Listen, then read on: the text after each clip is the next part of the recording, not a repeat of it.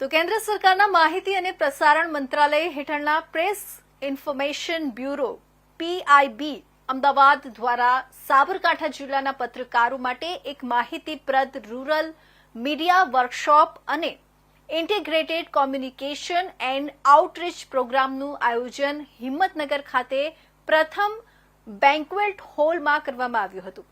હિંમતનગર ખાતે ભારત સરકારના press information bureau Ahmedabad દ્વારા રૂરલ મીડિયા વર્કશોપ યોજાયો હતો, જો કે સમાજના હકારાત્મક અને નકારાત્મક બંને પાસાઓને જનતાની સામે રજૂ કરે છે। વિશ્વસનીય, નિષ્પક્ષ અને સચોટ માહિતીના પ્રસાર દ્વારા લોકશાહીની મૂળભૂત શક્તિ વધુ મજબૂત બને છે। પત્રકારો એ લોકહિતના રક્ષક છે, જે સામાન્ય નાગરિકની અવાજને સરકાર સુધી પહોંચાડે છે। ખાસ કરીને ગ્રામ્ય વિસ્તારોમાં કાર્યરત પત્રકારો સરકાર અને જનતા વચ્ચે એક જીવંત પુલ રૂપ કાર્ય કરે છે અને તેમની ભૂમિકા અત્યંત મહત્વપૂર્ણ ગણાય છે।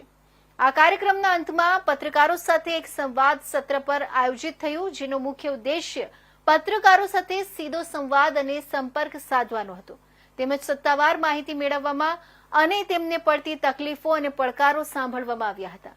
આ સાથે જ પત્રકારોને લગતી સરકારની વિવિધ યોજનાની પણ માહિતી આપવામાં આવી હતી।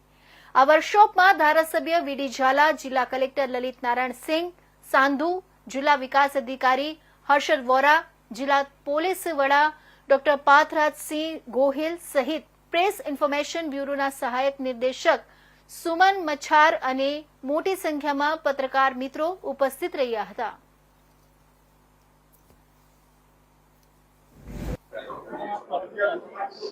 हिम्मतनगर में वार्तालाप पीआईबी सीबीसी की तरफ से आयोजित किया गया, जिसमें एमएलए महोदय झाला साहब भी उपस्थित थे। काफ़ी देर तक विधायक महोदय जो है वो पत्रकारों से रूबरू हुए, उन्होंने पत्रकारों के सामने संबोधन भी किया। कलेक्टर महोदय भी आए थे, एसपी भी आए थे और डीडीओ भी थे।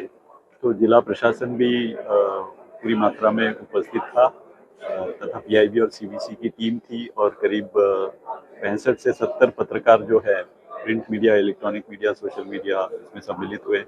बहुत अच्छा रिस्पांस हुआ और पत्रकारों के साथ एक क्वेश्चन आंसर सेशन भी हुआ और फीडबैक भी लिया गया और पत्रकारों से जो है पीआईबी की योजनाओं को लेके जो है वो 2-3 विषयों पर रिसोर्स पर्सन के लेक्चर भी हुए।